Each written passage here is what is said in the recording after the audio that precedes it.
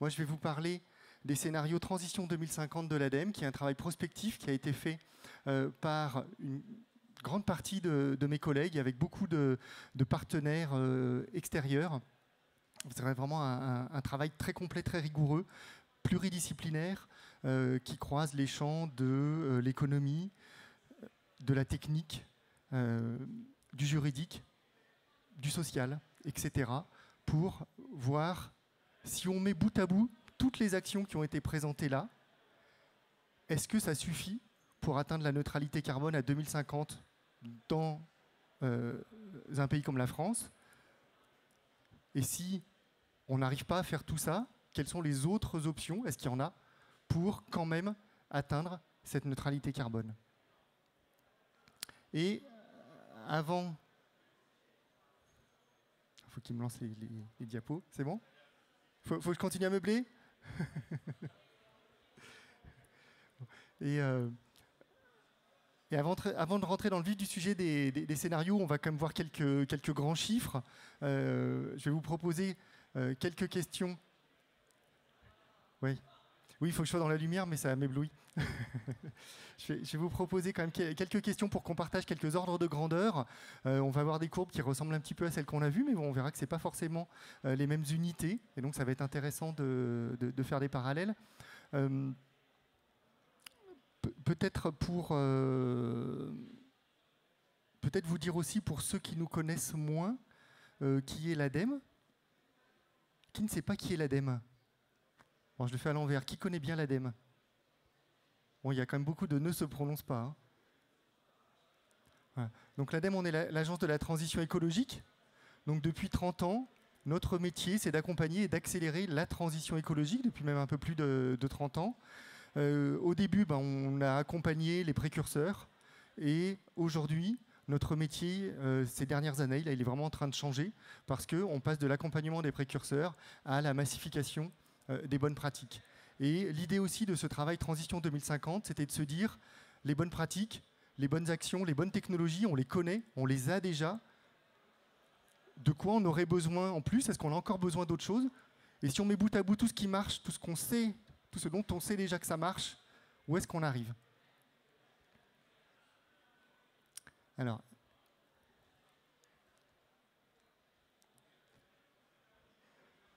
c'est bon? On y va? Qu'est-ce que je peux anticiper sur la présentation? Si on peut commencer avec la première question de quiz, on va la faire à main levée.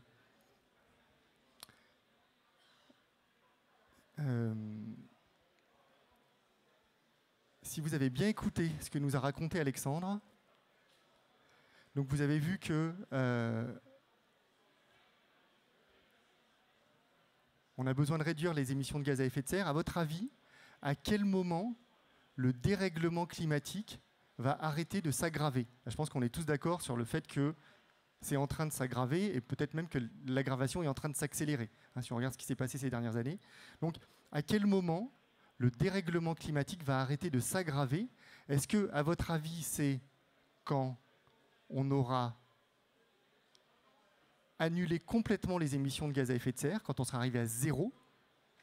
Est-ce que c'est quand elles auront commencé à baisser? Ou est-ce que c'est quand on aura réussi à les stabiliser? Alors, qui dit que c'est quand on aura réussi à stabiliser qu'on va enfin arrêter d'aggraver le climat? Stabiliser. Qui dit que c'est quand on aura réussi à commencer à descendre? OK. Et qui dit que c'est quand on sera arrivé à zéro? C'est vous qui avez bon. Et c'est bien toute la difficulté. La marche, elle est haute. Hein, c'est ce qu'on a vu avec la piste de ski. Là, hein. On est condamné à prendre la piste noire. Et il va falloir être sacrément bon et bien entraîné pour ne pas se casser la figure. Voilà. Donc il faut bien arriver à zéro. C'est bien pour ça qu'on parle de neutralité carbone. Alors en fait, c'est un zéro qui est relatif. Et quand on le ramène à l'individu et qu'on répartit en fait ce que l'ensemble de la planète est en capacité d'absorber, si on regarde les plantes, les océans, les terres sont capables d'absorber une certaine quantité de CO2. Et donc cette quantité, si on la répartit sur les 8 milliards d'êtres humains, eh bien, ça nous fait 2 tonnes chacun. Donc on pourra encore émettre 2 tonnes chacun en 2050. et on sera avec ça à la neutralité carbone.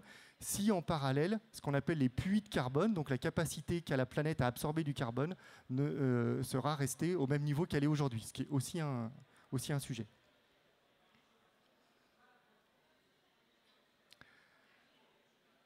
Donc on voit que pour faire ça, il va falloir, quand on regarde un peu les changements d'habitude, il va quand même, aujourd'hui on est à 10 tonnes, il faut passer à 2. La marche elle est quand même assez haute. Il y a des changements assez radicaux dans l'organisation de notre société, dans nos comportements individuels. Mais ce qui est intéressant aussi, c'est que on raisonne quand même à 2050, alors c'est à la fois proche, mais il reste quand même presque une trentaine d'années. Et quand on dézoome, est-ce qu'il y a par exemple, pour les plus anciens, il y a 30 ans, 40 ans, 50 ans, est-ce qu'on n'a pas vu des évolutions majeures sociétales ces 30, 40, 50 dernières années qu'on n'avait absolument pas vu venir avant et qui finalement ont complètement changé notre quotidien et auxquels on s'est complètement adapté? Je ne sais pas, vous pouvez peut-être m'en citer là? Ah bon, voilà, on va pouvoir envoyer la fresque. La fresque des changements pour illustrer. Oh, vous pouvez avancer. Hein, ouais. Avance. Donc voilà, ça on a répondu. Ah ben c'est moi qui avance. Est-ce que ça marche? Tac. Ouais, c'est bon.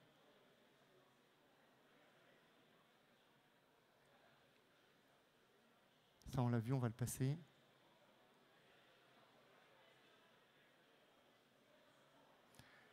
Ok. Ah, je crois que j'ai trop cliqué. C'est bon. Touche plus à rien.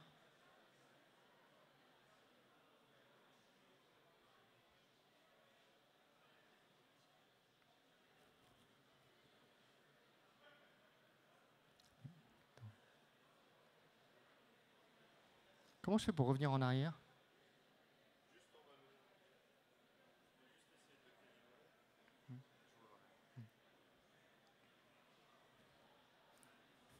Bon, ça, Alexandre avait déjà un petit peu répondu, mais c'est intéressant d'avoir des équivalents.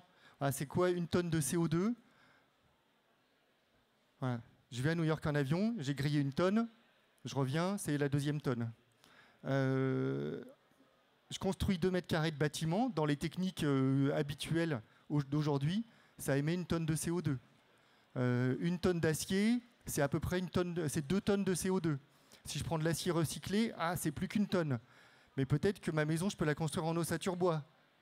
Ah bah là, du coup, le bilan, il est bien plus faible. Il peut même être négatif puisqu'on considère que le bois stocke du carbone. Voilà. Une tonne de CO2, si vous mangez 2 à 3 fois par semaine de la viande rouge, à la fin de l'année, vous aurez émis une tonne de CO2 rien qu'avec votre assiette de viande rouge.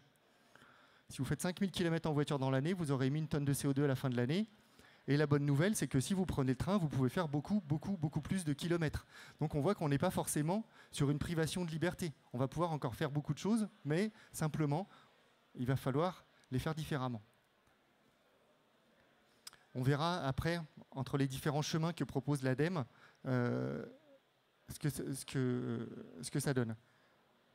Et si vous souhaitez faire votre bilan individuel pour voir à combien de tonnes vous en êtes aujourd'hui et puis voir quels sont les leviers d'action, eh bien, vous allez sur le site datagir.adem.fr. Voilà, nos gestes climat, vous tapez nos gestes climat ADEME dans un bon moteur de recherche, vous allez arriver là-dessus. Voilà. Et en 10 minutes, vous allez savoir où vous en êtes et puis vous allez voir, tiens, si je fais ça, si je décide de covoiturer, si je décide de prendre mon vélo tel ou tel jour, si je décide de manger un peu moins de viande, hop, où en est mon bilan? Et on voit que finalement, les premières tonnes sont accessibles. Après, pour les suivantes, on change un petit peu de braquet. Et dans les changements de comportement, c'est quand même intéressant de se rappeler d'où on vient. Voilà. Mes grands-parents, vos grands-parents pour certains, avaient de l'alcool à la cantine quand ils étaient petits. Ma grand-mère a eu besoin de l'autorisation de mon grand-père pour aller travailler et pour ouvrir un compte en banque. Aujourd'hui, ça paraît complètement dingue. Quand j'ai passé le permis de conduire, à Lyon, on roulait à 60. On roulait à 60 tranquille en centre-ville. Tout allait bien. Il a fallu un paquet d'années pour passer à 50. Et puis aujourd'hui, c'est 30. Dans tout Lyon, tout Villeurbanne, là, dans un mois ou deux. Et la vitesse moyenne de déplacement en voiture à Lyon, c'est 14 km/h. Et en vélo, c'est 14,5. Donc on voit que de toute façon, ce n'est pas le sujet. Maintenant, il n'y a pas que le climat. Là, il y a bien sûr un sujet qualité de l'air et il y a un sujet qualité de vie, tout simplement. Je ne voudrais pas être un peu brutal, mais si vous heurtez un piéton à 50 km/h, vous avez 9 chances sur 10 de le tuer. Si vous le heurtez à 30 km/h, il a 9 chances sur 10 de s'en sortir. Ah ben ça vaut peut-être les 2 minutes de perdu sur le trajet. Hein. Surtout que la vitesse moyenne c'est 14, donc les 2 minutes de perdu en fait elles sont virtuelles.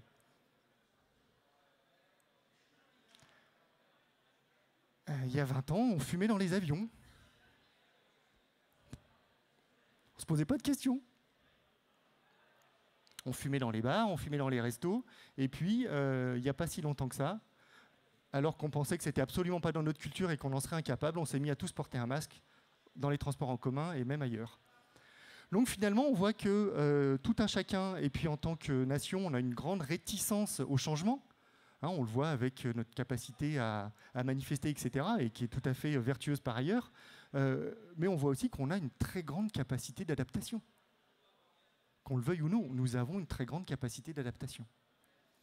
Et donc la grande question qui est devant nous, c'est est-ce que nous allons nous adapter à des changements qu'on va subir ou est-ce que nous allons anticiper et choisir les changements que nous souhaitons? C'est vraiment la grande question qui est là. Et c'est pour ça que l'ADEME a fait ce travail de prospective, c'est pour montrer qu'il y a différents chemins possibles et qu'on est à l'heure des choix. Parce que ce qui est sûr, c'est que si on ne fait rien, le tendanciel, il est pire que si on prend la décision de s'attaquer au problème. Donc, soit on va subir, soit on choisit ce qu'on préfère subir. Ou mieux, soit on choisit ce qu'on a envie de vivre. Et c'est bien ça le sujet. Alors là, maintenant, je vais vous montrer une courbe qui ressemble beaucoup à une qu'a présentée Alexandre. À votre avis, sur les 50 dernières années, si on regarde dans le monde entier, la consommation d'énergie, est-ce qu'elle a été multipliée par 2, presque 3, ou un peu plus de 4? Alors, qui dit que c'est 2 en 50 ans? Qui dit que c'est 2,7? Et qui dit que c'est 4? Bon, alors je vais vous donner une bonne nouvelle, c'est que 2,7. 4, c'est depuis les années 60. Et vous allez voir sur la courbe, on va retrouver exactement ce qu'on a vu sur les émissions de gaz à effet de serre mondiales. Hein, il y a quand même un parallèle qui est assez net avec, là on est simplement sur la consommation d'énergie. On voit bien le décollage dans les années 50 avec la société de consommation de masse qui a démarré outre-Atlantique et qui est arrivée en Europe assez rapidement derrière. Et on voit bien une augmentation très forte qui s'est faite sur la consommation de pétrole. Et on retrouve le fait qu'un bon 2/3 des consommations d'énergie, aujourd'hui, c'est du fossile avec le charbon, le pétrole et le gaz. Donc quand on regarde ça, on se dit, ah ouais, on est quand même mal barré, parce qu'effectivement, ça ne fait que monter, à part un petit zigouigoui en haut. Alors, derrière cette courbe-là, il y a quand même des bonnes nouvelles qui sont cachées. La bonne nouvelle, c'est que si je zoomais sur l'Europe, sur les 10 dernières années, la consommation n'augmente plus. La consommation d'énergie en Europe n'augmente plus sur les 10 dernières années. Et du coup, ça veut dire que tout ce qu'on développe en énergie renouvelable en Europe aujourd'hui vient attaquer le charbon, le gaz et le pétrole. Et ça, c'est quand même une sacrée bonne nouvelle. Alors, est-ce que ça va assez vite? La réponse est non. Par contre, ça va dans le bon sens. Une autre bonne nouvelle, puisque là, on raisonne un peu en stock, en quelque sorte, c'est un instantané, c'est quand on regarde les tendances. L'Agence internationale de l'énergie a publié en fin d'année dernière une étude sur les emplois dans les domaines de l'énergie, mais au sens large. Et le constat, c'est que dans le monde aujourd'hui, la bascule a été faite, il y a à peu près un an. Il y a plus de personnes dans le monde qui travaillent sur ce qu'on appelle les green technologies, si on regarde les consommations d'énergie au sens large, consommation-production d'énergie, que de personnes qui travaillent dans les énergies qu'on pourrait appeler sales ou dark ou fossiles. Voilà. Il y a plus de personnes dans le monde qui travaillent dans le solaire, dans l'éolien, dans le nucléaire, dans les voitures électriques, etc., dans les batteries, que de personnes qui travaillent à l'extraction du pétrole, la commercialisation du pétrole, la fabrication des voitures à moteur à essence, etc. Ça, c'est quand même une bonne nouvelle, parce que ça veut bien dire que cette courbe-là, elle va changer. Maintenant, est-ce qu'elle va changer en prenant la piste rouge qu'on a vue tout à l'heure, c'est voilà, on descend, mais on sait que ça ne va pas aller assez vite, ou est-ce qu'on va enfin s'attaquer à la piste noire pour être à la hauteur des enjeux? C'est bien là la question. Alors, je vais vous faire la même, je vais avancer parce que sinon ça prendra trop de temps, mais on voit exactement le même type de courbe si on regarde la consommation d'acier dans le monde. On pourrait faire la même avec le cuivre, avec l'aluminium, avec le sable. Voilà, on va toujours retrouver des courbes de cette forme-là où ça décolle dans les années 50 et on est sur des croissances très fortes sur les dernières décennies. Ce qui est intéressant de regarder pour les matériaux, c'est qu'avec ce genre de courbe, on peut répondre à la question du recyclage. Voilà, et ça a bien été dit au début, avant. Le recyclage, ça ne suffira pas. Le recyclage, c'est indispensable en bout de chaîne parce qu'il faut qu'on récupère tous les matériaux parce qu'on en aura besoin. Par contre, si on ne réduit pas les besoins au départ, si on ne réduit pas la consommation au départ, ça ne suffira pas. Et avec ce graphe-là, on peut le démontrer de façon très simple. Regardez, je prends 2020. On va considérer que c'est notre consommation actuelle d'acier. Si aujourd'hui, on était capable de recycler chaque kilo d'acier présent dans un équipement en fin de vie. Voilà, n'importe quel tube, poteau, voiture, tout ce que vous voulez qui contient de l'acier, il arrive dans les filières de recyclage et on recycle 100%. Le problème, c'est que ce poteau, cette voiture, etc., qui arrivent dans les filières de recyclage, ils ont été construits il y a 10 ans, 20 ans, 30 ans. Mettons 30 ans en moyenne. On arrive en 90. En 90, on consommait 2 à 3 fois moins d'acier qu'aujourd'hui. Donc ça veut dire que si on arrivait à 100% de recyclage de l'acier, ça ne représenterait que 1/3 de nos besoins d'acier. Et donc on continuerait à aller extraire du minerai de fer pour fabriquer de l'acier pour les 2/3 qui nous manquent. Parce qu'on est sur une courbe comme ça. Donc le 100% recyclage, il est indispensable, mais il est archi insuffisant tant qu'on n'est pas à minima sur une droite plate, sur un plateau. Et il sera d'autant plus efficace qu'on aura réduit, qu'on commencera, voilà, que nos besoins de matériaux réduiront, diminueront. Alors, quelques repères. Tiens, les matériaux, par exemple. C'est vrai que sur la transition énergétique en particulier, on parle beaucoup des terres rares. On dit, oulala, ça va manquer, attention, c'est tout en Chine, etc. etc. Il y a comme toujours, un petit peu de vrai, et puis pas mal d'esbroufs, et puis quelques fantasmes. À votre avis, dans laquelle de ces technologies on trouve des terres rares? Donc on en a besoin pour fabriquer des écrans, pour fabriquer les pots catalytiques des voitures, pour l'imagerie médicale, ou pour le solaire photovoltaïque. Alors, qui dit que c'est la fabrication d'écrans? Je ne vois pas bien, ok, vous avez raison.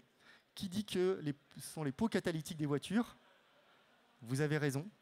Qui dit qu'il y en a dans l'imagerie médicale? Vous avez raison.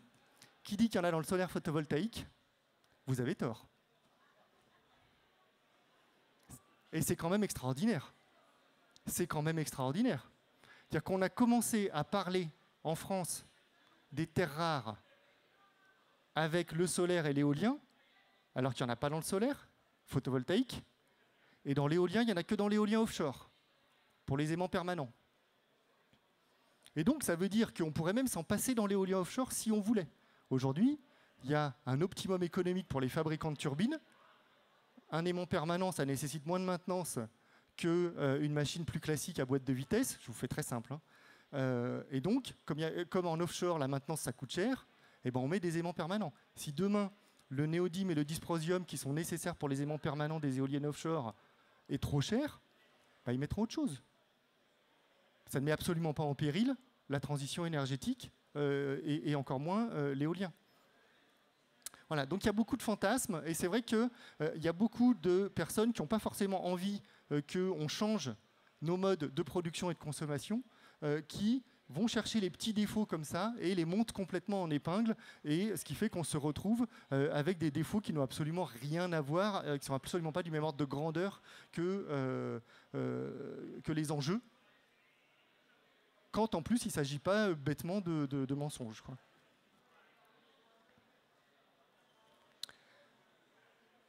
Alors, ça c'est intéressant parce que c'est en train de bouger. Maintenant, on va venir sur la France. Donc au niveau, voilà, si on regarde le bilan en énergie finale français, ça sont les chiffres 2022. Donc en 2022, quand on a pris notre voiture, quand on est monté dans un train, quand on a allumé la lumière, quand on a ouvert le frigo, etc., c'est l'énergie finale. C'est l'énergie qui nous a servi directement à quelque chose, à un usage énergétique. À quelle source on a fait appel le plus? Donc, à votre avis, est-ce qu'on a d'abord consommé des produits pétroliers? Ensuite, est-ce qu'on a plutôt fait appel à l'ensemble des énergies renouvelables? Est-ce qu'on est encore allé chercher du gaz fossile? Est-ce qu'on a beaucoup utilisé du nucléaire? Ou est-ce qu'on a encore eu recours au charbon? Donc, à votre avis, tout un chacun, là, nous tous, pour les activités économiques, à la maison, etc., quelle est l'énergie qu'on a le plus utilisée en France en 2022? Alors, qui dit que c'est les produits pétroliers? OK. J'ai l'impression qu'ils t'ont écouté, en fait. Hein. Qui dit que c'est l'ensemble des énergies renouvelables? OK, vous ne battez pas. Qui dit que c'est le gaz fossile? Oui, il y a un... Merci. Qui dit que c'est le nucléaire? Il y a quelques mains levées. Et qui dit que c'est le charbon? Ah non, quand même pas. On a suffisamment parlé de fermer les centrales, etc. Alors, ce qui est intéressant, et ça va peut-être en surprendre quelques-uns, c'est que là, ils sont dans l'ordre. Ils sont dans l'ordre. Alors, c'est une très mauvaise nouvelle pour le premier, mais c'est intéressant ce qui est en train de se passer sur la suite. Et pourquoi on se gourre souvent? Parce que, typiquement en France, on a tendance à confondre énergie et électricité. Et quand on regarde le bilan de consommation en énergie finale de la France, l'électricité, c'est 1/4. Et donc, on passe notre temps à s'écharper sur les éoliennes, le nucléaire, etc. Mais c'est 1/4 du sujet. Aujourd'hui, c'est 1/4 du sujet. Le gros sujet, c'est le pétrole et le gaz qui continue à représenter presque 20%. Et dans l'électricité, il y a une part importante de nucléaire, c'est à peu près 2/3. Alors l'année dernière, 2022, vous savez que le nucléaire a été en difficulté, donc forcément ça a réduit. Normalement, il devrait plutôt être à 18. Voilà, l'année dernière, il était à 16. Mais voilà, ce n'est pas l'ensemble de notre énergie. Ça reste, voilà, c'est au mieux un 5e. Il y a les énergies renouvelables électriques dans lesquelles aujourd'hui la grosse partie c'est encore l'hydraulique, mais il y a l'éolien et le solaire qui se développent de façon assez significative. Et puis l'année dernière, comme on a eu des difficultés de production sur l'hydraulique et sur le nucléaire, eh bien, on a eu plus recours à l'électricité, au gaz, et il y a eu encore un peu de charbon l'année dernière. Voilà. Et l'ensemble des énergies renouvelables, aujourd'hui, si on met le gaz renouvelable dedans, c'est 20,5. Voilà, ça c'est le bilan 2022. Et donc c'est assez intéressant de voir que ça passe devant le gaz fossile. Donc finalement, c'est le même constat, c'est insuffisant, mais ça va dans le bon sens. Et finalement, quand on veut agir sur son territoire ou en tant que consommateur citoyen, moi, quand je branche quelque chose, je ne sais pas si c'est du solaire ou du nucléaire, ce n'est pas mon sujet. Par contre,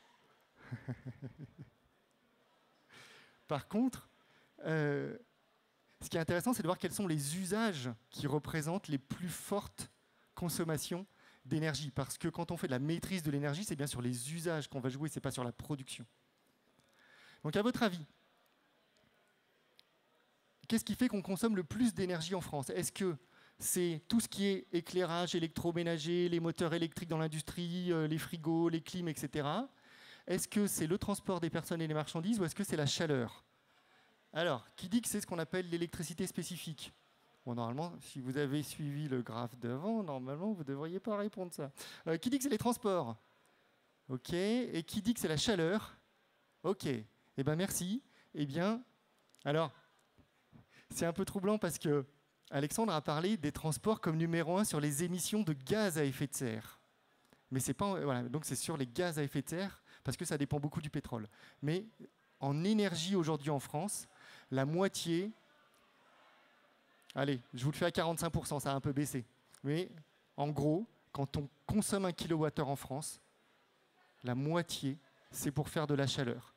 Pour chauffer nos bâtiments, chauffer nos aliments, faire chauffer l'eau chaude sanitaire, enfin produire de l'eau chaude sanitaire, chauffer les serres certaines serres agricoles, chauffer les process industriels, etc., etc. Et il y a déjà un quart de cette chaleur qui aujourd'hui est renouvelable déjà, mais bien sûr, ce n'est pas suffisant. Allez, on va rentrer dans un sujet vachement très, très consensuel, le prix du carburant. Hein. Je vous avais dit qu'on allait se marrer. Alors, à votre avis, sur les 50 dernières années, et ça c'est vraiment intéressant, sur les 50 dernières années, est-ce que le prix du carburant à la pompe, vu de l'automobiliste, il a augmenté, diminué ou conservé le même niveau depuis 70? Donc 70, pour ceux qui s'en rappellent, c'est avant les chocs pétroliers. Donc à une époque où le pétrole valait rien, en gros, pour faire simple. Alors à votre avis, est-ce que le prix à la pompe a augmenté depuis 70? Qui dit que ça a augmenté? Bah ouais, bah oui. Bah oui, quand j'étais étudiant, je faisais le plein, c'était moins cher, hein, je vous le garantis. Hein. Qui dit que ça a diminué? Merci. Qui dit que ça a conservé le même niveau? Ok, alors je crois qu'en fait, vous avez un peu tous raison. Ça dépend de comment on regarde. Mais ce qui est intéressant, on va quand même dire globalement que ça a diminué parce que on va le regarder un peu en pouvoir d'achat ou plutôt en capacité de se déplacer en automobile. Et dans les années 70, enfin en 70, une personne qui était au SMIC, avec 1 heure de travail, pouvait s'acheter 3 litres de carburant. En 2020, une personne au SMIC peut s'acheter 2 fois plus de carburant en litres. Alors, en 2020, donc là on est à 5 litres, fin 2023, on va dire que c'est... Enfin, 6 litres, fin 2023, on va dire que c'est 5 litres, parce que là, en ce moment, c'est vrai que là, il y a eu une petite marche quand même. Hein. Mais bon, on voit quand même que, voilà, malgré la hausse récente, clairement, aujourd'hui, pour les salariés les plus modestes, ils sont en capacité d'acheter beaucoup plus de carburant qu'avant. Et avant, on a les mêmes références.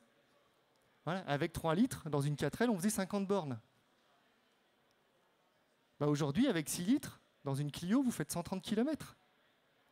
Donc, ce qu'on peut dire, c'est que même avec un carburant à 2 € le litre, par rapport aux années 70, le smicard, il peut rouler 2 fois plus. Il peut se payer 2 fois plus de kilomètres en voiture. Et on pourrait faire, et si on intègre le prix de la voiture, c'est pareil. Voilà, une 4L, c'était plus cher qu'une Clio, ramenée au salaire des personnes les plus modestes. Et donc, en fait, qu'est-ce qui s'est passé? Depuis les années 70, la capacité financière du commun des mortels en France de se déplacer en voiture a fortement augmenté. Et donc, qu'est-ce qu'on a fait? On s'est dit, je peux prendre ce boulot-là, il est à 50 km de la maison, c'est bon. Avant, 50 bornes en 4L, c'était pas tous les jours, hein, parce qu'elle a la tête comme un panier. Hein. Voilà. Donc, je dis, je peux. C'est à 80 bornes, ouais, ça va faire beaucoup, mais je peux. Donc, je le fais. Ou, j'en ai marre d'habiter en ville, je vais aller habiter à la campagne. J'aurai un petit jardin, pour les enfants, c'est mieux. Voilà. Et c'est ce pétrole pas cher qui nous a permis de faire ça. Et aujourd'hui, le pétrole pas cher, c'est fini. Sauf qu'on a aménagé le territoire en fonction de cette demande des citoyens qui avaient envie d'habiter à la campagne et d'habiter potentiellement loin de leur travail. Et donc, il va falloir réparer ça. On ne peut pas réparer ça en 1 an. On a mis 50 ans à construire ça.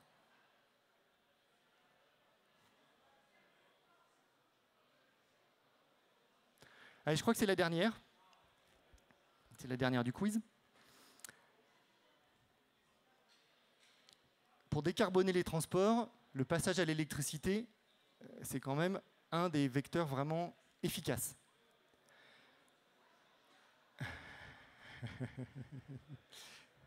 Oui. Et on pouvait même avoir les rubriques à braque hein, pour les fans de bande dessinée. Je vous donne 1 kWh d'électricité. Ce kilowattheure, vous le donnez à la SNCF pour faire rouler un train. Ou vous le mettez dans la batterie de votre Zoé, ou vous le donnez à un opérateur qui va vous produire de l'hydrogène pour recharger votre voiture à hydrogène. À votre avis, laquelle de ces options va vous permettre de faire le plus de kilomètres? Est-ce que c'est en prenant le train avec 1 kWh, ramené par passager bien sûr? Est-ce que c'est tout seul dans la Zoé ou est-ce que c'est tout seul dans la Toyota Mirai à hydrogène? Alors, qui dit que c'est le train? Bon, on n'a pas besoin de la faire celle-là alors. Qui dit que c'est la Zoé? Qui dit que c'est la Toyota Mirai à hydrogène? Ok. Alors, maintenant on va zoomer. Le train a gagné, on est tous d'accord. Maintenant, si je dois prendre une voiture, je prends la Zoé ou je prends la Toyota Mirai? Sans faire de patriotisme, hein, juste d'un point de vue énergétique, hein, pur. Hein. Alors, qui dit que c'est la Zoé qui va plus loin? Ok. Qui dit que c'est l'hydrogène qui va plus loin? Ah, merci. Merci. Eh ben, on voit que ça évolue et que les discours flamboyants sur l'hydrogène sont quand même, comment dire, on a remis un peu de rationalité là-dedans. Voilà. Et en fait, c'est très simple. Alors, c'est très simple et c'est assez impressionnant.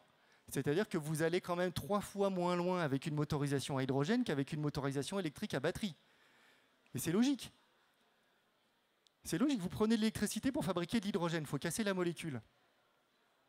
Il faut casser la liaison entre le H2 et le O. Donc les atomes, ils sont super bien collés. Il faut balancer beaucoup d'électricité pour péter la liaison. Vous perdez 1/3 de votre énergie. Vous avez perdu 1/3. Et ensuite, cet hydrogène, vous le mettez dans le réservoir. Et puis, quand vous appuyez sur l'accélérateur, ça repasse dans une pile à combustible pour refabriquer de l'électricité. Vous reperdez 1/3 de rendement dans la pile à combustible. Vous avez perdu 2 fois 1/3, vous allez 3 fois moins loin. C'est mathématique. Donc, la conclusion, c'est que l'hydrogène est un vecteur pertinent pour les usages que l'on ne sait pas décarboner autrement. Ah, ça ne veut pas dire qu'on n'en a pas besoin, ça ne veut pas dire que c'est nul. Et l'ADEME met beaucoup d'argent sur l'hydrogène, mais pour les usages que l'on ne sait pas décarboner autrement. Typiquement, l'hydrogène qu'on consomme déjà dans l'industrie. Ou typiquement, aujourd'hui on fabrique de l'acier avec du minerai de coke, on pourrait fabriquer de l'acier avec de l'hydrogène. Ça réduirait l'empreinte carbone de l'acier d'un facteur très important. On utilise beaucoup d'hydrogène pour fabriquer des engrais aussi. Et si on prend le train, bah là, si on prend le train, il n'y a pas photo, on va beaucoup plus loin avec 1 kilomètre. Hein. Le train est un moyen de transport très efficace en termes de consommation énergétique par kilomètre et par passager. Et si on prend un vélo à assistance électrique, bon, bah avec 1 kWh, on fait 150 bornes. Voilà. Donc ça permet aussi de répondre à votre voisin ou votre beau-frère qui vous dit « Ouais, dis donc, ton vélo électrique avec sa batterie au lithium, c'est quand même pas très écolo. » Ouais, bon, bah, t'es gentil, c'est pas très écolo, mais en termes d'efficacité énergétique, je crois qu'on est pas mal. Voilà. Par rapport à ne serait-ce que la batterie d'une voiture thermique ou d'une voiture hybride. Voilà. Alors, ça va toujours? Bon, je vais faire assez court sur les scénarios transition 2050 parce que voilà, pour ceux que ça intéresse, vous pourrez aller voir et puis je pense que c'est plus intéressant de débattre ensuite. Vous allez voir quand on met bout à bout les solutions, où est-ce qu'on arrive. Et donc, volontairement, à l'ADEME, on a construit 4 scénarios très différents d'atteinte de la neutralité carbone à 2050 en France. Et les 4, le premier s'appelle Génération frugale, ensuite vous avez les coopérations territoriales, puis les technologies vertes, et ensuite le pari réparateur. Voilà, en un coup d'œil, l'état d'esprit dans lequel a été construit ces scénarios, un peu la philosophie, et donc qui sous-tend derrière tous les paramètres. Vous imaginez bien que ce sont des centaines et des centaines de paramètres qui sont derrière tout ça. Le pari réparateur, je vais commencer par celui-là, il part du principe qu'on n'arrivera pas à changer nos modes de vie. On va rester sur des logiques de continuer à acheter les biens de consommation un peu tout le temps, continuer à se déplacer toujours plus vite, toujours plus loin, avoir des marchandises et des personnes qui se déplacent toujours plus. Donc on est un peu, voilà, c'est le scénario plus. Et donc celui-là, c'est celui qui est le plus proche du tendanciel. Mais vous allez voir qu'on essaye quand même de baisser les consommations. Voilà. Et bien celui qui est le plus proche du tendanciel, donc en sobriété, il n'est pas bon, en efficacité, il n'est pas bon. On est dans une logique où on reste dans une économie qui est mondialisée. Voilà, donc si la marchandise elle vient de Chine, elle est manufacturée ensuite en Inde et puis elle passe par je ne sais pas où avant d'arriver chez nous. Si c'est moins cher, c'est ça qu'on fait. On continue à le faire. Voilà. Et, donc on est dans une économie globalisée et on voit bien intuitivement que ça va quand même coincer. On va rester sur des pentes ascendantes, ou en tout cas, c'est clair qu'on ne va pas prendre la piste noire, quoi, hein. C'est la solution de facilité. Voilà, c'est la piste verte. On reste cool, on ne change pas trop nos habitudes, on est pépère.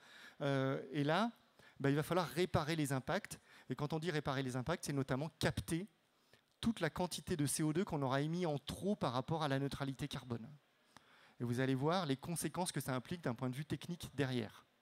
Et vous allez voir aussi pourquoi ça s'appelle un pari. Ensuite, un peu plus à gauche, on a les technologies vertes. Donc là, on commence à actionner un petit peu la sobriété, on va surtout actionner l'efficacité et on va aussi actionner beaucoup les énergies renouvelables. Donc on va utiliser tout ce qu'on peut comme énergie renouvelable, on va beaucoup utiliser la biomasse et les autres, mais la biomasse est plus utilisée dans ce scénario-là que dans les autres. Et donc là, on est dans un équilibre plutôt en termes de gouvernance. Les métropoles restent prédominantes et on reste dans une économie qui est quand même un peu à l'échelle France, Europe, assez large. Ensuite, on a les coopérations territoriales. Alors les coopérations territoriales, je pense qu'il y a des élus ici qui sont dans des territoires qui se sont lancés dans une démarche de territoire à énergie positive. Voilà. Eh bien, ça correspondrait à une France dans laquelle tous les territoires ont réussi à atteindre leurs objectifs de territoire à énergie positive à 2050. C'est un peu ça, la coopération territoriale. Avec, en plus, une certaine relocalisation de l'industrie pour réduire notre empreinte carbone et pas raisonner que chez nous. Donc là, on fait appel à la sobriété de façon assez forte et on se fait beaucoup appel à l'efficacité. Pour illustrer l'efficacité, il y a bien sûr la rénovation des bâtiments qui est très importante dans le scénario 2 et dans le 1. Et il y a par exemple les réseaux de chaleur. Voilà, les réseaux de chaleur, c'est une manière efficace de valoriser les sources renouvelables, les sources d'énergie renouvelables pour produire de la chaleur, puisque aujourd'hui ça correspond encore à la moitié de nos besoins. Et on est sur une gouvernance, on voit, qui est plus locale. Voilà, typiquement, le réseau de chaleur, ça se décide à l'échelle d'une ville, d'une interco, éventuellement un petit peu plus. Et on utilise le bon vecteur énergétique pour le bon usage, le bon secteur d'activité et avec des décisions qui sont les plus collégiales possibles. On réinvente aussi un peu la démocratie. On a plus de démocratie participative dans le scénario 2. Et dans le scénario 1, alors là, on pousse le levier de la sobriété vraiment fort pour réduire rapidement les consommations, ce qui soulage bien sûr tout le système énergétique et ce qui permet d'aller assez vite dans la réduction des émissions de gaz à effet de serre. Donc le scénario le plus efficace à court terme, si on raisonne simplement sur les émissions de tonnes de CO2, clairement c'est le 1. C'est logique et c'est ce qu'a bien montré Alexandre avec les excellentes diapos du Shift. On voit qu'il voilà, y a des actions très simples. Enfin, rouler à 110, ça réduit de 20 à 25% la consommation de carburant par rapport à rouler à 130. Alors non seulement ça ne coûte rien, il n'y a aucun investissement public à faire, il n'y a aucun investissement à faire en tant que particulier, et en plus ça rapporte de l'argent. Enfin, ça permet d'en économiser, disons, ça évite d'en dépenser. On va un peu moins chercher l'efficacité parce qu'on considère que voilà, on est plus dans le low-tech. Voilà, on va moins gratter les pouillèmes de rendement sur les technologies. On va plutôt jouer sur vraiment le premier levier qui est réduire la consommation. Et donc là, on est sur une gouvernance qui est très locale. On est vraiment les communes, les intercos. Et là, en fait, on est tellement bon, tellement vite, je vous le fais un peu bisounours, mais vous allez voir après, parce qu'il y a aussi des conséquences, hein, ça ne se fait pas tout seul, qu'on va éviter complètement les impacts, et là, on n'aura pas du tout besoin d'aller capter du CO2, au contraire, on va même régénérer un certain nombre de puits de carbone, parce que dans un scénario 1, on est sobre notamment, sur l'énergie, mais aussi sur le foncier, Et donc, on va redonner du foncier, on va renaturer des espaces qui aujourd'hui ont été artificialisés, enfin qui ont été artificialisés ces dernières décennies. Et donc, ça va augmenter la capacité qu'a notre environnement à capter du carbone. Voilà. Donc, on voit bien que les défis sont très différents. Dans le 1, le défi, c'est d'arriver à accepter individuellement et à titre collectif des changements d'ampleur dans les modes de vie. Dans le scénario 2, c'est d'arriver à réinventer les manières de prendre des décisions localement pour que l'empreinte écologique de notre territoire soit la plus faible possible et qu'on améliore au mieux la qualité de vie pour les habitants, mais de façon collégiale. Dans le scénario 3, on est sur la ligne de crête. On se dit, on veut quand même rester dans une économie de la croissance, mais il faut que cette croissance elle soit la plus verte possible. Donc on voit qu'on est sur un chemin un peu difficile qui va faire appel à beaucoup de technologies. Et dans le scénario 4, on a encore plus besoin de technologies. Et là, on a même besoin, et c'est en cela que c'est un pari, d'avoir encore de l'innovation technologique sur la captation de CO2 pour arriver à la déployer à suffisamment grande échelle. Quelques mots-clés pour illustrer ces évolutions.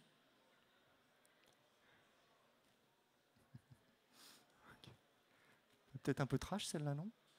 Il n'y a pas de Marseillais.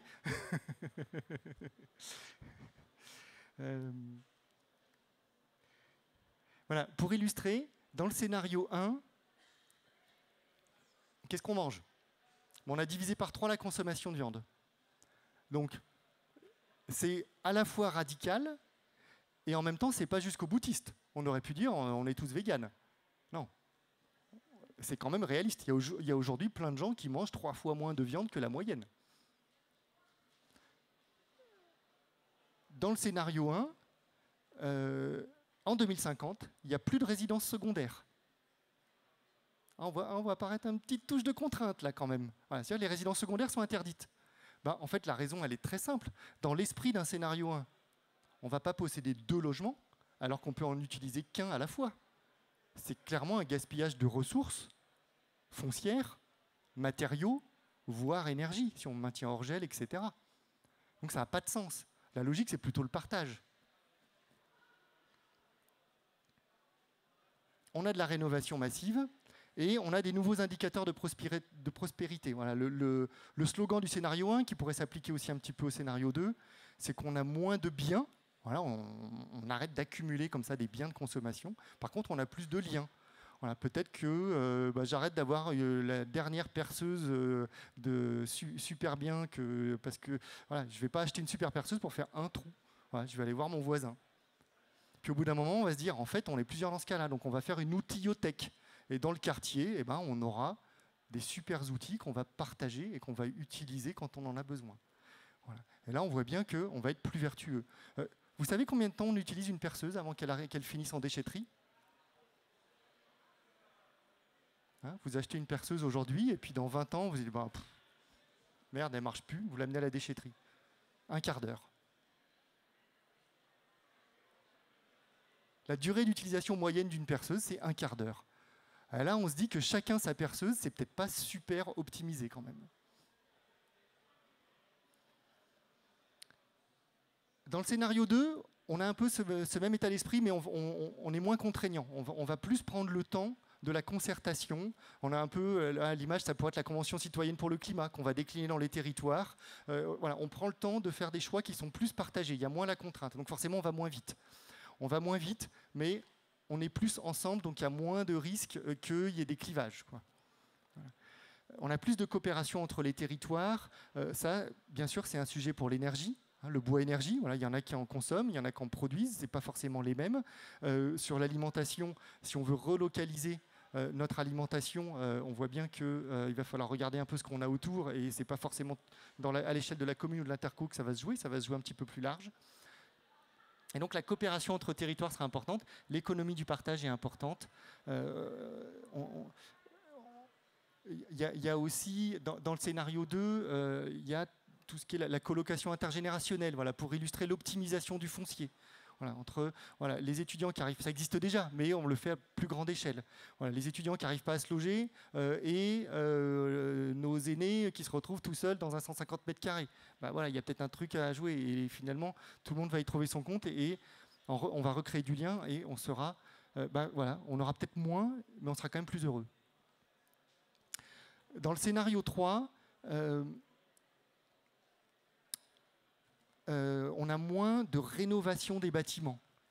Voilà, le 1 et le 2, vraiment, on rénove tous les bâtiments et on atteint les objectifs qui étaient prévus par le Grenelle de l'environnement et peut-être même un petit peu plus. Donc voilà, vraiment, tous les bâtiments sont à basse consommation en 2050. Dans le scénario 3, on considère que la rénovation, c'est trop compliqué et donc on va plutôt, pour un certain nombre de bâtiments, déconstruire et reconstruire. C'est un peu du Haussmann 2.0. Par contre, pour pas que ce soit trop impactant, parce que les matériaux, ça émet beaucoup, pour les produire, voilà, on émet beaucoup de carbone, eh bien, on va réutiliser au maximum les matériaux. Donc là, il y a aussi une forme de pari, parce qu'on considère qu'on va arriver à récupérer 20% des matériaux de la déconstruction pour reconstruire des nouveaux bâtiments. Aujourd'hui, je ne sais pas s'il y a des spécialistes dans la salle, on doit être autour de 1%. Voilà. Je vois bien qu'ils cachent les blagues quand je me retourne à chaque fois. Alors, il y a pas mal d'hydrogène dans le scénario 3, mais il y en a aussi dans le scénario 2. Il n'y a pas forcément de clivage comme ça. Et le scénario 4, pour illustrer le scénario 4, c'est intéressant, c'est de voir les conséquences. Eh ben, il va falloir aller capter du CO2 dans l'air. Donc on va mettre des aspirateurs à CO2 dans les rues. Et la consommation d'électricité nécessaire pour alimenter ces capteurs de CO2, c'est 60 TWh. Je ne sais pas si ça vous parle, 60 TWh. C'est ce que produiront les 6 EPR que le président Macron a annoncé et qui seront en service, si tout va bien, en 2030 pour les tout premiers et 2035, 37, 40 pour les suivants. Donc ça veut dire que si on prend un chemin scénario 4, arrivé en 2050, on va dire « Ah ouais, alors attends, t'es super content là, t'es fier d'avoir mis tes 6 EPR en service, mais en fait tu vas me les donner parce que j'en ai besoin pour mes aspirateurs à CO2. » Ou alors on prend tout l'hydraulique, c'est pareil. Ou alors on prend 2 fois la production de l'éolien, c'est pareil. Voilà. Donc on voit bien qu'en termes de besoin de production d'électricité, ça a un impact vraiment pas neutre. Et c'est en ça aussi que c'est un pari. C'est déjà, il faut être capable de fabriquer tous ces aspirateurs et il faudra être capable de les alimenter en électricité. Alors, je vais avancer quelques petits indicateurs maintenant. Alors ça, vous ne pourrez pas lire, mais c'est pour vous montrer aussi la richesse des publications sur le sujet. 15 000 km par an, voilà, tout un chacun en France, bon an, mal an, on se déplace 15 000 km par an. Dans le scénario 1, on réduit d'un tiers. On réduit d'un tiers et la moitié des trajets se font à pied ou à vélo. C'est pas mal quand même. Maintenant, ça veut dire qu'il y a une autre moitié pour laquelle on prend les transports motorisés. Donc il y a encore des voitures. Parce que de toute façon, on sait très bien qu'il y a des endroits où on ne pourra pas se passer du véhicule individuel motorisé. C'est juste pas possible. Voilà. Dans le scénario 2, on réduit de 17%. Dans le scénario 3, on augmente un petit peu. Et dans le scénario 4, on augmente d'un quart. Hein, on voit quand même un clivage en termes de sobriété.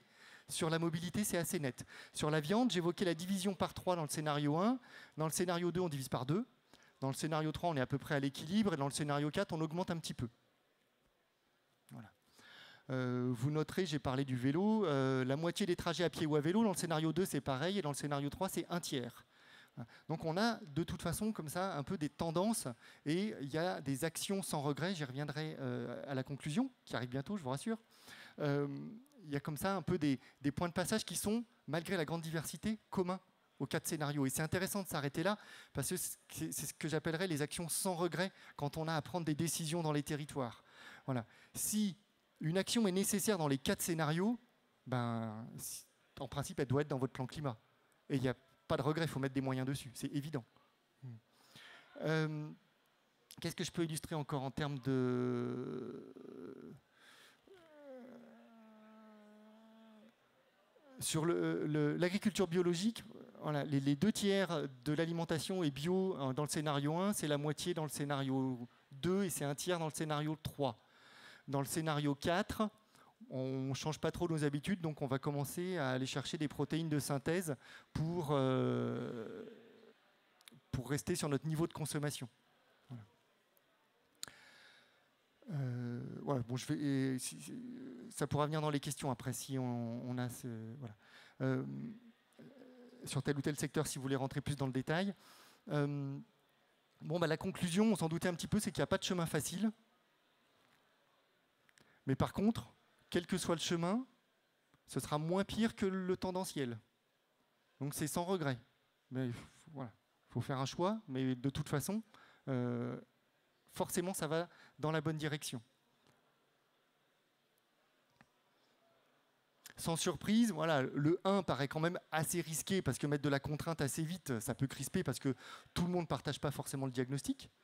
Il y a une enquête ADEME qui va sortir là, bientôt, le baromètre des Français face à la transition écologique, qui constate ce qu'on pressentait, que le climato-sceptisme ou le climato-dénialisme, ou le déni en tout cas, augmente en France. Et finalement, c'est assez logique. C'est assez logique parce que là, on est à la croisée des chemins. Maintenant, on a compris qu'il fallait changer. Et donc, tu évoquais le deuil tout à l'heure. Voilà. Ceux qui n'ont pas encore fait le deuil de l'avenir qu'on leur a promis, de la grosse bagnole, la grosse maison, etc., etc. Ceux-là, le plus simple à court terme, c'est de dire « bah non, c'est pas vrai. J'ai rien à changer. » Ouais, et puis une fois qu'on a franchi ça, on se dit « ok, donc il va falloir faire autrement. Comment je trouve mon bonheur là-dedans? Comment j'invente la vie pour la suite ?»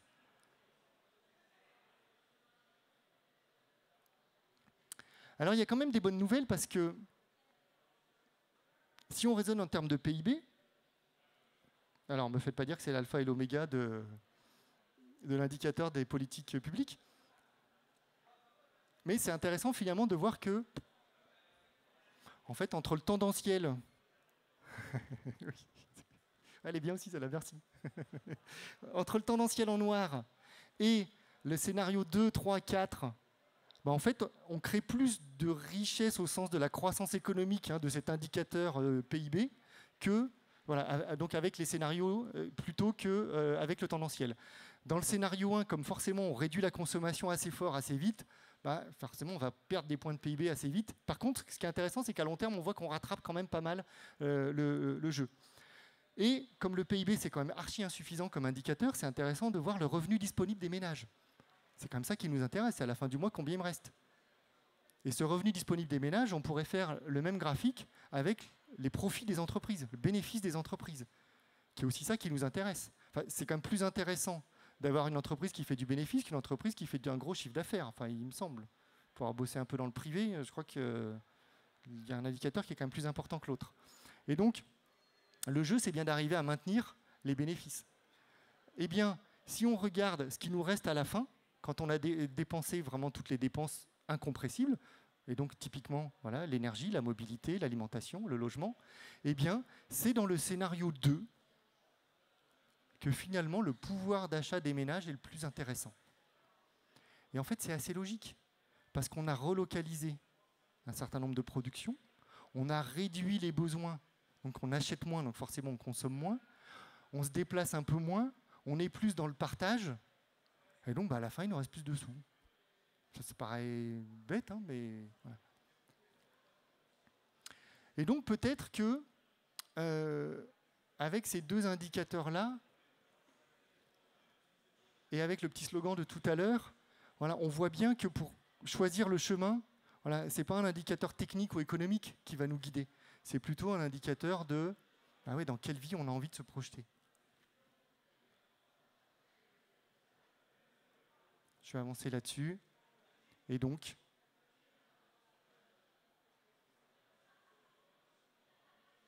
je reviendrai là-dessus. Je vous pose la question. Dans quelle vie on a envie de se projeter?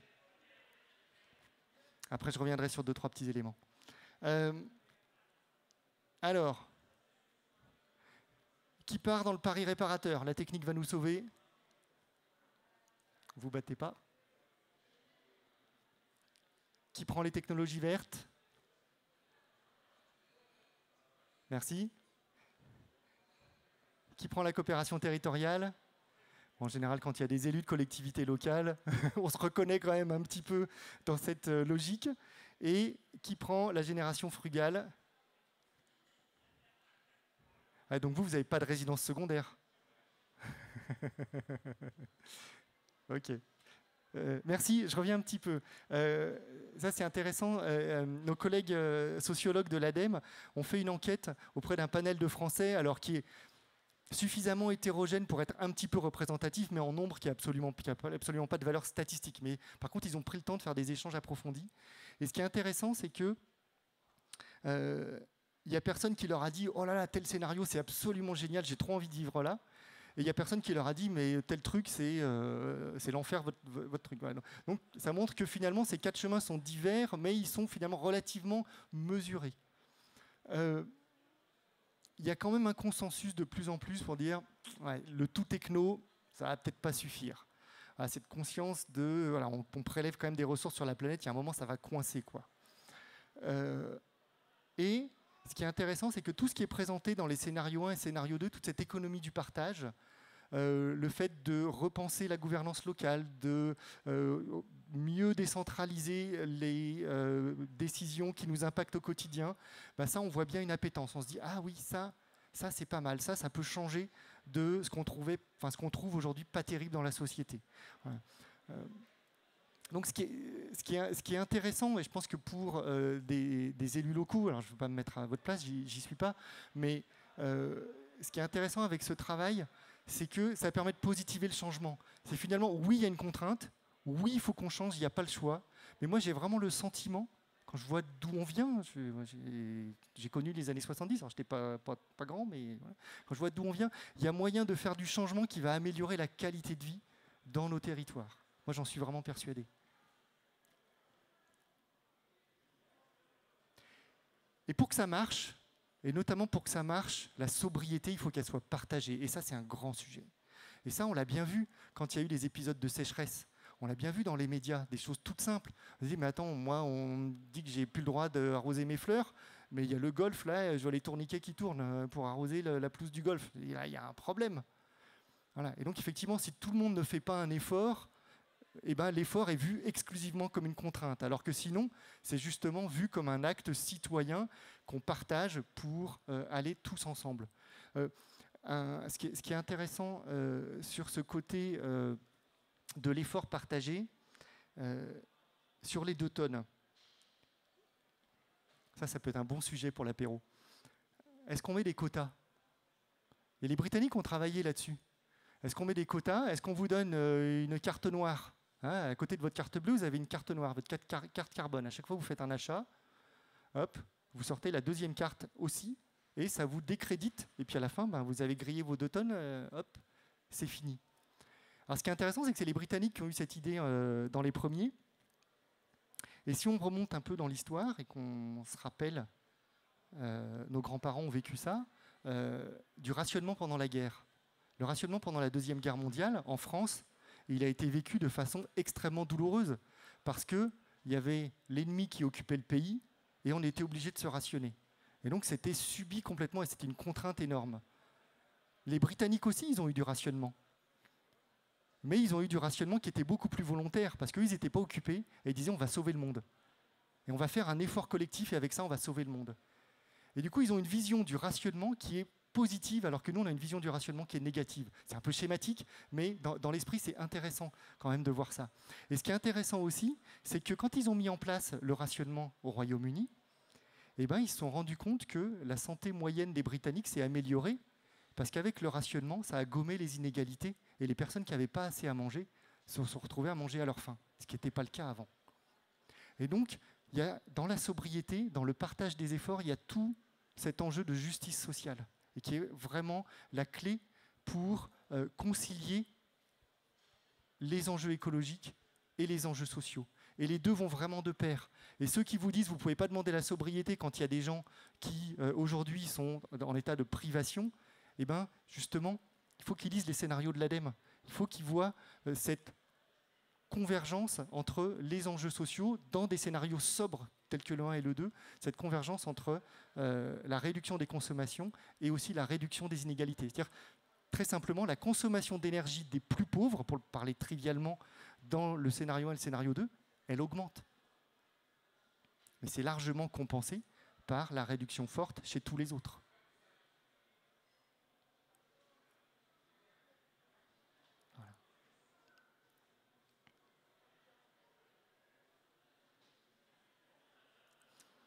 Alors j'ai 2 diapos sur les incontournables, hein, ce que j'appelle vraiment les actions sans regret et les actions qui, en fait, on n'a pas le choix. Ou alors c'est que vous avez trouvé une solution miracle, venez me voir à la fin, mais je ne suis pas très optimiste. Il va falloir faire baisser la consommation des bâtiments, ça c'est très net. La réduction des besoins de déplacement, ça dépend un peu du chemin qu'on prend. La consommation de viande, il y a quand même une réduction dans 3 scénarios sur 4. Les conséquences sur le scénario 4, j'ai parlé des conséquences en termes de captation de CO2. Il y a aussi le fait qu'on continue à importer du gaz. Alors soit ce sera encore du gaz fossile, soit on espère que ce sera du gaz renouvelable. Mais en termes de souveraineté énergétique, on n'est quand même pas complètement au top. Et les besoins d'irrigation augmentent parce qu'on continue sur un modèle intensif. Il y a des contraintes de matériaux sur les véhicules, il n'y en a pas sur les éoliennes ou le solaire. En tout cas, il n'y en a pas plus sur les éoliennes ou le solaire que sur les bâtiments ou tout ce que vous voulez d'autres de filières industrielles. Ça, c'est vraiment important parce que ça fait aussi partie des controverses. Ah, il n'y aura pas assez d'aluminium pour fabriquer nos panneaux solaires, il n'y aura pas assez de sable, etc. Donc là, ça relève vraiment de la fake news. Par contre, ce qui est intéressant de voir... Et pareil, il y a un feuilleton matériaux, il y a 30 pages sur les matériaux si ça vous intéresse. Il y a le lithium, le cuivre, tout est passé à la loupe. Pour illustrer les contraintes sur les matériaux, c'est la voiture. Dans le scénario 1, on a encore des voitures, on en a moins, et elles font plutôt 500 kg. Donc on revient à une 4L, mais une 4L moderne. Dans le scénario 4, on reste sur la tendance en gros du SUV. Donc on a des voitures de 1,5 tonne, 1,8 tonne, électriques. Pour arriver à ça, donc ça fait 40 millions de voitures électriques lourdes en 2050, eh bien, rien que pour fabriquer les batteries, ça veut dire que chaque année, on aura capté 10% de la production annuelle mondiale actuelle de lithium. Sachant que nous, on est 1% de la population mondiale. Donc un scénario Paris, un réparateur, on dit, bah oui, on veut continuer à tous rouler dans des grosses voitures, eh bien, on est dans une logique où on prend des ressources et dans une logique où on assume le fait qu'il n'y en aura pas pour tout le monde. Voilà.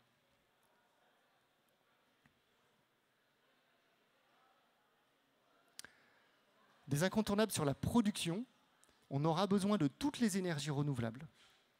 Et en particulier, on a besoin de la biomasse, et y compris le biogaz si on raisonne sur la biomasse au sens large. Dans tous les scénarios, grosso modo, on multiplie par 3 l'éolien terrestre par rapport à la situation de 2015. Et dans tous les scénarios, on augmente fortement le photovoltaïque entre x7 à x10, x15. Voilà. Sur le photovoltaïque, je ne suis pas très inquiet sur le fait qu'on devrait y arriver. Par contre, sur l'éolien terrestre, c'est clair que là, on a un gros souci. Et c'est un double souci, c'est que non seulement on en a besoin pour la neutralité carbone à 2050, mais en plus on en a besoin pour l'équilibre de notre système électrique à 2030-2035. Et ça, c'est RTE qui le dit, et ils le disent de plus en plus fort. Et l'hydrogène, il y en a, mais c'est au maximum 6% de nos besoins énergétiques. Voilà. Donc on en a besoin, c'est un peu la dernière brique, voilà, mais ce n'est absolument pas ce qui fera la totalité. Bon, les questions en débat, je ne vais pas m'appesantir, je pense qu'on peut, on peut le faire tous ensemble. Je pense que vous les avez bien vues, à la fois les limites de l'exercice et puis les grandes questions que ça soulève.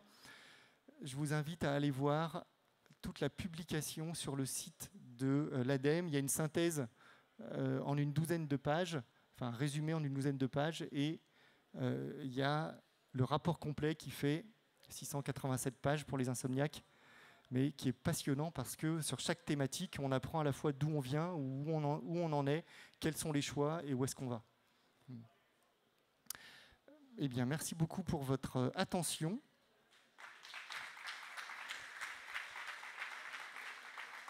Et je pense qu'il nous reste un peu de temps pour des questions, des remarques, des échanges. Alors, une là, une là. Est-ce qu'on a un micro qui se balade ou il faut que je donne le mien? Bon, je commence par donner le mien. Oui, juste pour les 2 présentations, à aucun moment on a mis dans les chiffres l'augmentation de la population mondiale, qui a malheureusement quand même un impact sur toute cette consommation énergétique ou de CO2. Est-ce voulu ou c'est pratiquement. Alors, il y a plusieurs façons de répondre à ça. Alors, l'exercice de l'ADEME, il est français. Donc là, on s'est basé sur les hypothèses de l'INSEE et on a pris les mêmes hypothèses pour les 4 scénarios parce qu'il y a tellement de paramètres. Si en plus on fait bouger le nombre d'habitants, on ne peut plus conclure sur les actions sans regret, justement, voilà, parce que ça bouge trop. Après, si aujourd'hui on met au monde des personnes qui ont un mode de vie de scénario 1 ou un mode de vie de scénario 4, on voit que ce n'est pas le même problème. Voilà. Donc oui, il y a le nombre, mais c'est une multiplication et il y a les deux termes, quoi. Voilà. Donc suivant comment on regarde, c'est sûr que entre des Américains ou des Africains, bon voilà, faut pas que le mode de vie américain se multiplie trop, ça c'est certain. Je ne sais pas si tu veux compléter, mais...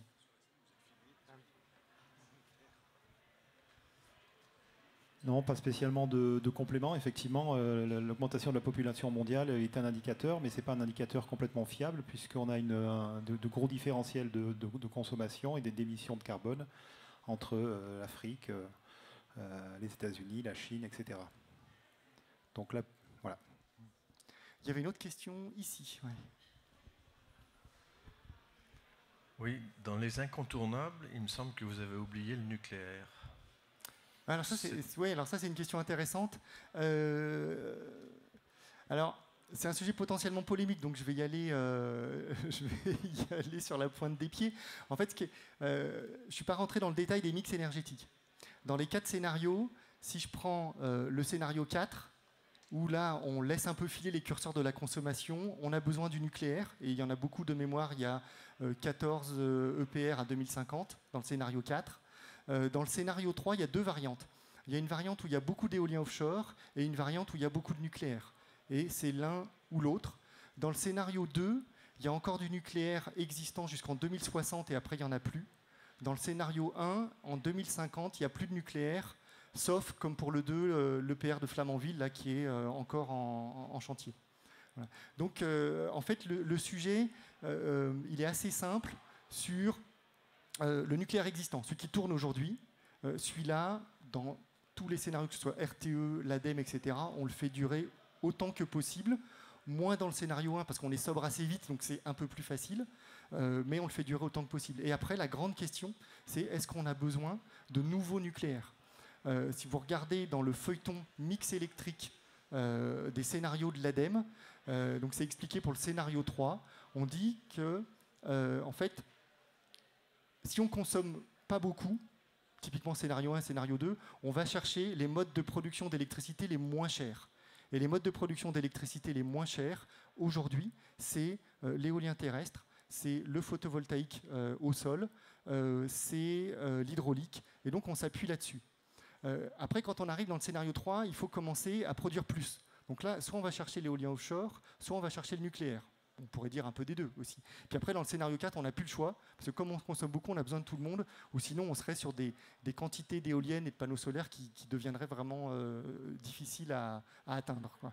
Voilà. Donc il y a quand même encore un vrai choix, et c'est vrai que mais malgré tout ce que j'ai présenté tout à l'heure, finalement, le plus important, c'est quand même bien d'attaquer voilà, tout le pétrole qui nous reste et tout le gaz qui nous reste.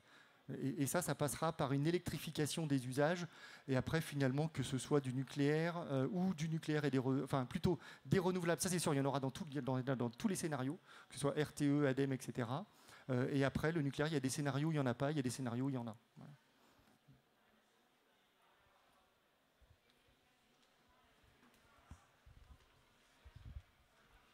Vous avez dit qu'il y avait une difficulté sur l'éolien terrestre. Comment est-ce qu'on pourra s'en sortir ? Alors, vous aurez un élément de réponse le 17 octobre à Lyon, aux Assises nationales des énergies citoyennes, qui est un colloque annuel porté par l'ADEME et qui est un colloque national et qui est à Lyon cette année. C'est bien typiquement inspiré du scénario 2, c'est localement on prend la décision de la bonne énergie pour le bon usage. Et un projet éolien, quand il est porté par les citoyens, quand il est porté par les collectivités, il est beaucoup plus intégré dans le territoire, il est beaucoup mieux accepté que quand c'est un projet qui est parachuté par un opérateur. Maintenant, quand on a dit ça, on est quand même obligé de constater que même des projets citoyens aujourd'hui font l'objet d'opposition parce qu'il y a eu tellement de mauvaise presse sur l'éolien et de fausses informations qui ont circulé sur l'éolien qu'aujourd'hui, pour des élus, c'est un vrai parcours du combattant de remonter cette pente. Il y en a qui continuent à le faire et ils ont vraiment tout notre soutien parce que aujourd'hui, il faut un certain courage politique pour continuer à y aller, mais les faits scientifiques sont têtus, on en a besoin. Et ce qui est intéressant aussi avec cette filière, c'est que les opposants ont fait tellement de bruit en mettant en évidence les petits défauts que petit à petit, tous ces petits défauts ont été gommés. Donc aujourd'hui, on est sur une filière qui est vraiment pas loin du tout de l'excellence environnementale. Donc du coup, voilà. Donc la filière a progressé dans l'excellence. Maintenant, en quantité, aujourd'hui, on n'est pas sur le rythme dont on a besoin, ça c'est sûr. Ouais. Y a-t-il d'autres questions? Voilà. Voilà. Des questions pour Alexandre Emmanuel, n'hésitez pas. Il y a peut-être aussi dans le... Moi, ce que je vois, c'est que on est dans un pays qui a extraordinairement bien réussi son mix électrique sur les 50 dernières années. On a eu une électricité abondante, pas chère, fiable. Et donc là, on a du mal à se dire, mais pourquoi on a besoin de l'éolien? C'est ça le sujet. Quand on écoute RTE, donc Réseau de transport électrique, quand il vous fait le bilan de l'année dernière, il vous dit s'il n'y avait pas eu l'éolien l'hiver dernier, on aurait eu des coupures. C'est net. On aurait eu des coupures. Voilà. Et ça, je crois qu'on ne l'a pas encore compris. Donc peut-être que dans 5 ans, 6 ans, si on n'a pas atteint nos objectifs sur l'éolien, le solaire n'a quand même pas des profils de production qui sont similaires à ceux de l'éolien. Même si on a beaucoup développé le solaire, ça risque de ne pas suffire. Et peut-être qu'on aura des fortes tensions où là, on se dira « Ah oui, non, en fait, effectivement, on en a besoin. » Et là, on le verra différemment. Entre un truc où on se dit c'est en plus qui sert à rien ou un truc dont on a besoin. Et les projets citoyens ont ça de vraiment intéressant, c'est que quand vous vous êtes impliqué dans le montage du projet, déjà vous vous êtes assuré que l'impact paysager soit pas trop mauvais, que ce soit le mieux intégré possible, et puis quand elle tourne, vous savez qu'il y a des retombées pour la collectivité, voire même pour vous perso si vous avez mis quelques euros au départ. Et ça forcément ça change le regard sur la machine. Alors moi, je vais rajouter un mot pour remettre un petit peu de controverse par rapport à la position du Shift Project pour tout ce qui est, par exemple, éolienne. C'est qu'actuellement, tous les calculs qui se font et toutes les projections se font sur des notions de calcul dans un monde avec des énergies fossiles. Aujourd'hui, on sait fabriquer des éoliennes parce qu'on a du pétrole. On a un coût du kilowattheure en fonction d'une société qui a 80% d'énergie fossile. En gros, si vous voulez construire une éolienne, pour simplifier, ou des panneaux voltaïques, ou tout ce que vous voulez d'autre, vous avez une extraction qui vient des mines. Les mines, c'est du pétrole pour sortir le minerai, pour le concasser, pour le broyer, pour le transporter, comme on l'a vu sur le schéma. Donc, on sait combien coûte un kilowattheure produit par une éolienne dans un monde fossile. Maintenant, on ne sait pas combien ça coûte s'il n'y en avait pas d'énergie fossile. Donc, oui, pour aller sur les éoliennes, mais c'est extrêmement difficile de pouvoir prédire des coûts et avoir des certitudes sur un monde qui n'a jamais existé encore. Ah, alors merci, parce qu'enfin on n'est pas d'accord, donc c'est cool, là ça va dynamiser un petit peu le sujet. Alors j'ai passé vite une diapo tout à l'heure, je ne sais pas si on peut la remettre. Dans l'exercice Transition 2050, il y a un travail justement de prospective sur l'évolution des coûts de production de l'éolien et du solaire et des autres filières. Et c'est un travail de l'ADEME qui est fait aussi avec des pairs à l'extérieur. Et quand on regarde les publications de l'Agence internationale de l'énergie, qui ont été reprises par la Cour des comptes dans un rapport il y a quelques mois sur le mix électrique français et le coût du mix électrique, on voit que les tendances sont nettes. Les tendances au niveau national et mondial, c'est que le coût de production du kilowattheure sorti d'une éolienne et sorti d'un panneau photovoltaïque va baisser. Va baisser, c'est clair. Parce que, en fait, aujourd'hui, effectivement, une éolienne qui est fabriquée en Allemagne, on a plutôt des machines européennes en France, mais on peut aussi acheter des machines chinoises si on veut. Effectivement, c'est fabriqué avec de l'électricité qui sort de centrales en partie à charbon, en partie nucléaire, en partie éolien, en partie solaire, etc., qui sont des filières qui se développent énormément dans ces pays-là. Mais aujourd'hui, est-ce que vous savez quelle est la filière de production d'électricité qui se développe le plus dans le monde aujourd'hui. La filière de production d'électricité, qu'on raisonne en mégawatts, en mégawattheures ou en milliards de dollars investis par les porteurs de projets chaque année, c'est le photovoltaïque. Et pourquoi? Tout simplement parce que c'est la filière qui permet le coût de production le plus faible de l'électricité. Donc aujourd'hui, c'est un calcul qui est purement économique. Et donc, ce coût de production faible qui est injecté sur les réseaux, ben c'est celui-là qui sert à fabriquer les éoliennes et les panneaux solaires de demain. Donc on est bien sur un cycle où une usine qui fabrique des éoliennes, je ne vois pas pourquoi elle ne pourrait pas être alimentée par des énergies renouvelables, de l'hydraulique, de l'éolien, du solaire. Elle peut, voilà. Mais si on veut un monde renouvelable, il faut que 100% de l'énergie, ou quasiment, soit renouvelable. Comment on fait pour remplacer les 80%? Les 80%. Ça veut dire qu'il va y avoir des changements de coûts. Sans qu'on puisse dire ça sera facile, ça sera difficile, ça sera probablement plus cher, mais si vous devez alimenter les dizaines de milliers de mines qu'il y a à travers le monde, et que vous dites je ne veux plus de pétrole, ok, mais comment on va faire pour faire bouger les camions qui transportent 40 tonnes de minerais? Il va falloir les fabriquer, donc ils vont utiliser de l'électricité. Ensuite, les bateaux, comment on va faire? Donc ça veut dire que l'ensemble des coûts vont devoir changer. Et qu'est-ce qu'ils seront? Eh ben, c'est pas possible de le calculer. Donc moi, c'est pas une critique sur le fait qu'on se trompe, c'est juste qu'on n'a pas les outils pour pouvoir savoir combien vont coûter les choses dans un monde qu'on ne connaît pas, c'est-à-dire un monde qui lui-même serait renouvelable, que l'ensemble de l'énergie qui est utilisée pour produire une éolienne provienne elle-même d'éoliennes. Et quand je dis éolienne, ça veut dire renouvelable. Mais c'est en ça que c'est intéressant, on le voit dans l'équation à chaque fois, c'est quand on a réduit la demande, de toute façon, l'équation énergétique, elle est plus facile à résoudre. Je l'ai présenté tout à l'heure avec la question sur le mix électrique. On voit que plus on consomme et moins on a de choix. Voilà. Et plus on réduit la demande et plus on se retrouve à avoir du choix. Donc c'est ça qui est intéressant. On est 100% d'accord là-dessus. La sobriété, c'est la première action, c'est la plus facile à mettre en place à partir du moment où on arrive à changer son imaginaire de ce que l'on veut dans la vie.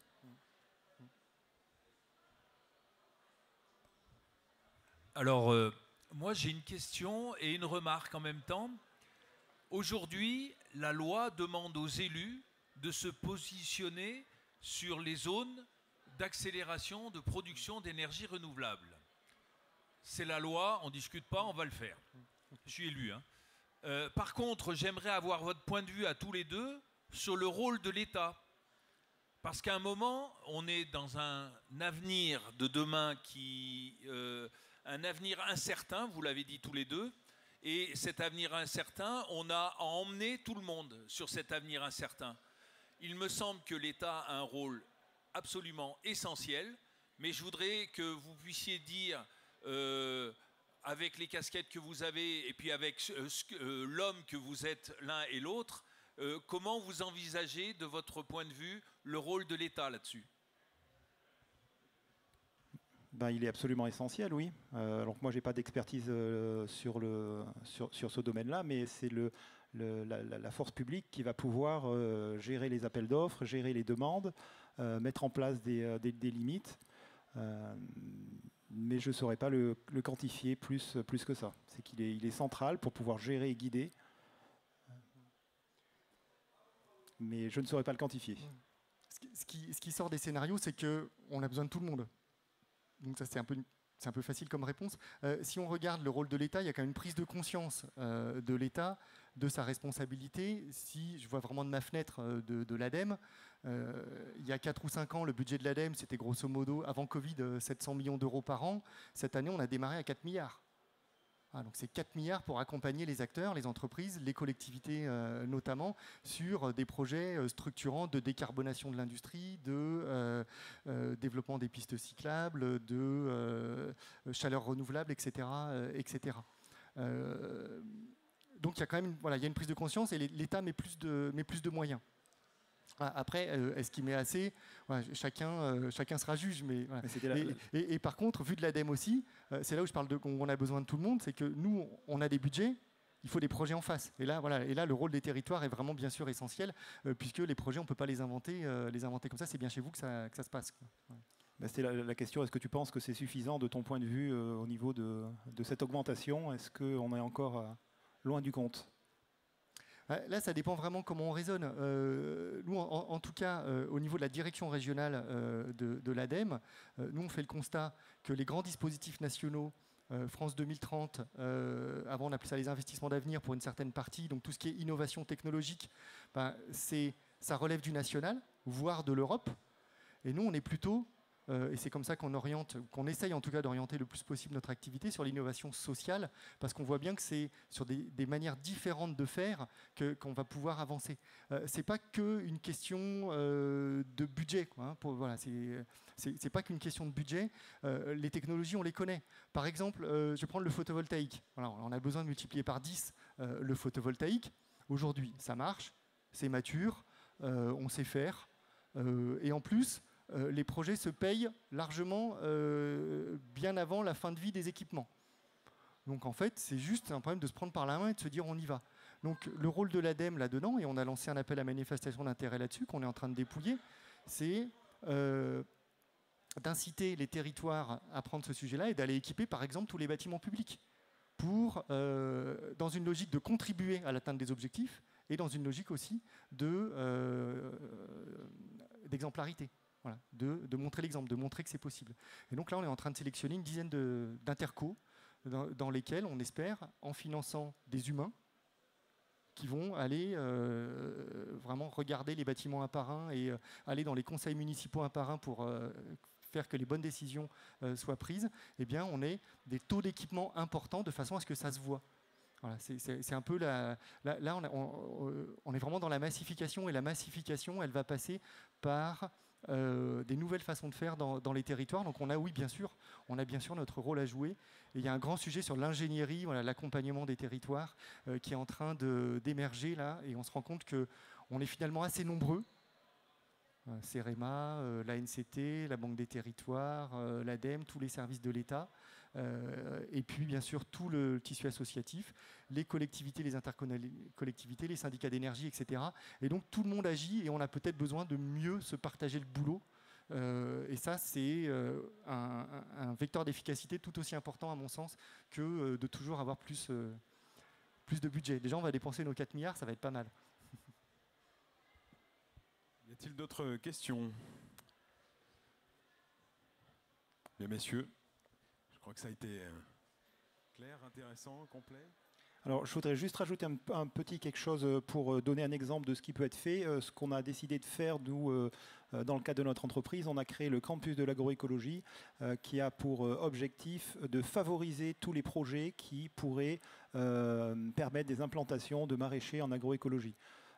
Ça fait partie des points qui ont été abordés. Si on veut réduire l'empreinte carbone et réduire l'énergie, en réduisant notre consommation de viande, eh bien ça agit dans les deux sens. Donc il peut y avoir des projets locaux qui vont favoriser des missions générales de gens qui s'implantent et qui vont aller dans la bonne direction. Voilà. Je vais juste dézoomer en une phrase sur le rôle de l'État, parce que c'était le but pour revenir sur Transition 2050. L'objectif de Transition 2050, c'était, entre autres, d'éclairer la dernière élection présidentielle. Et on a espéré naïvement, on sait aujourd'hui que c'était naïf, que les candidats à la présidentielle s'inspireraient de ces scénarios-là et disent oui, moi je me projette plutôt dans une société de coopération territoriale ou au contraire dans une société de croissance verte. Bon, le dernier débat à la présidentielle, on voit que sur l'environnement a quand même pas été d'une hauteur extraordinaire. Hein. Je pense que c'est pas, voilà, on fait offense à personne en disant ça. Et c'est bien dommage parce que c'est bien à ce niveau-là que ça se joue, c'est de donner un cap de façon à ce que derrière les moyens soient orientés vers un chemin. Là aujourd'hui, ce qu'on voit, c'est qu'on avance finalement un petit peu à tâtons sur les 4 chemins en même temps. Alors c'est bien, parce que de toute façon, voilà, tout ce qui est fait n'est plus à faire. Mais si on choisissait une bonne fois pour toutes un chemin, c'est sûr qu'on irait beaucoup plus vite. Et alors pour continuer sur ce sujet, finalement on ne va jamais s'arrêter, le Shift Project a essayé d'agir pour informer les élus de haut niveau, donc par exemple les ministres, parce qu'il y a une idée reçue qui est qu'à partir du moment où on a une position hiérarchique élevée, alors on aurait des compétences partagées dans plein de domaines, comme si en devenant... Dans tous les domaines, tu veux dire? Dans tous les domaines, et qu'on aurait donc une compréhension global. Donc, au niveau de l'État, il a été supposé, constaté par le Shift Project, un gros déficit de connaissances de la part des décideurs, chose qu'on a pu revoir lors des visionnages de la commission énergie qui s'est passé il y a quelques mois, où il y a une étape qui n'est pas franchie entre les sachants scientifiques et les décisionnaires qui vont avoir des prises de position plus politiques que basées sur les conseils. Donc la formation des élus, si on devient ministre des Affaires étrangères, on n'apprend pas le suédois comme ça, il faut passer du temps. Et c'est pareil pour comprendre qu'est-ce que c'est que le climat, quels sont les différents types d'énergie, l'hydrogène, la biomasse, etc. Il faut du temps, et si ce temps n'est pas passé, on risque de prendre les mauvaises décisions. Et cette formation elle commence à être mise en place. Et alors ça, c'est d'après ce que j'ai compris et entendu dire, il commence à y avoir des petits différentiels de compréhension entre les décideurs qui n'ont pas encore compris qu'il fallait qu'ils apprennent et les corps intermédiaires qui ont cette connaissance. Donc j'ai cru comprendre qu'il y avait au niveau de l'État des prises de connaissances qui s'amélioraient, mais pas encore assez au niveau des preneurs de décision. Merci à tous les deux. On peut vous applaudir pour ces interventions. Je voudrais également saluer Clé de 12, le dessinateur, qui vous a surpris parfois. Voilà, ça devait être un peu déstabilisant. Donc c'est Clé de 12 qui illustrait vos propos aujourd'hui. Merci de votre présence, nombreux. Vous étiez nombreux et nombreuses. Le salon TEP continue jusqu'à 18h ici au Câble. Donc vous pouvez à nouveau retrouver les allées, les 46 exposants. Merci Emmanuel et Alexandre. Pardon.